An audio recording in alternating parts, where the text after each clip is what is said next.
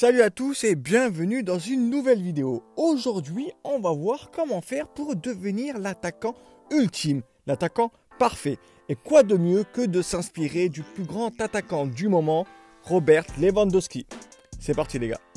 Vous le savez, Robert Lewandowski est un tueur devant les buts. Il a une finition clinique. Donc, premièrement, on va d'abord parler de sa façon de finir devant les buts. Il a une façon très spéciale de pouvoir effectuer le dernier geste. Il utilise la plupart du temps l'intérieur de son pied, ce qui peut être très rare pour l'attaquant qui cherche à avoir de la puissance lorsqu'il cherche à terminer pour être un tueur devant le but. Et c'est ça qui est fort avec Lewandowski, c'est qu'il arrive à pallier et à allier, à fusionner puissance et précision. Précision de l'intérieur du pied qui lui permet quasiment à chaque frappe de mettre le ballon à un endroit où le gardien ne peut atteindre. Donc un conseil à vous donner, essayez de vous entraîner à la manière de Lewandowski pour pouvoir à chaque fois frapper de l'intérieur du pied tout en mettant énormément de puissance. Autre chose qu'il faut apprendre de Lewandowski, c'est que c'est un tueur aussi dans les pénaux. On a déjà fait une vidéo complète sur comment tirer les pénaltys, mais on va faire un bref résumé de comment Lewandowski, lui, les tire. Ce qu'il faut retenir, c'est qu'il ne lâche jamais des yeux le gardien. Pourquoi il fait cela? Ça lui permet au dernier moment, sur la dernière action, sur son dernier pas avant la frappe,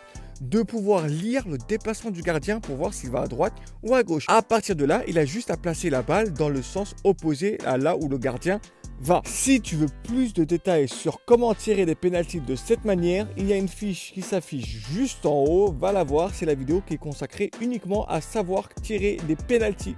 Troisièmement, c'est le jeu sans ballon de Robert. Robert a un jeu sans ballon qui est extraordinaire. Pourquoi je dis ça? Parce que vous pouvez le regarder durant un match entier et ne jamais vous ennuyer tellement il se déplace, tellement il réfléchit à où est-ce qu'il se déplace. Grosso modo, ce qu'il essaye de faire, c'est toujours de prendre l'espace libre et dans l'angle mort du défenseur. En faisant ça, il lui permet déjà de fatiguer mentalement et physiquement son adversaire direct. En plus de ça, de pouvoir se retrouver dans des situations où il a un temps d'avance sur son adversaire, ce qui lui permet en général de pouvoir enchaîner et frapper à quelques dixièmes de seconde près de l'intervention du défenseur. Cela est le principe de démarquage. Il faut à tout prix se démarquer pour pouvoir être un bon attaquant. Encore plus, il faut se démarquer en changeant de rythme. Pour pouvoir faire en sorte que le défenseur ne vous suive pas, il faut qu'il ne puisse pas anticiper et suivre les changements de rythme que vous allez commencer à certaines vitesses et d'un coup, tac, vous changez de rythme, vous augmentez votre vitesse de déplacement et vous allez vous retrouver, vous allez voir la plupart du temps démarqué.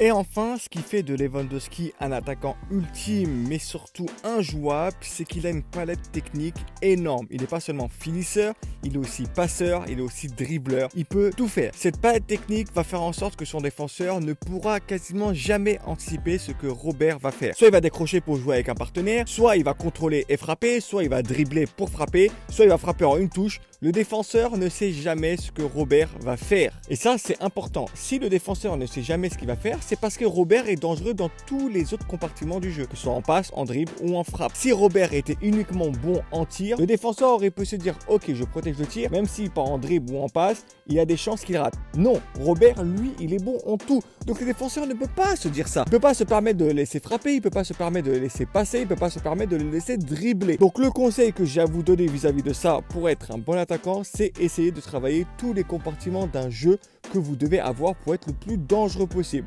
Dribble, passe, tir, déplacement.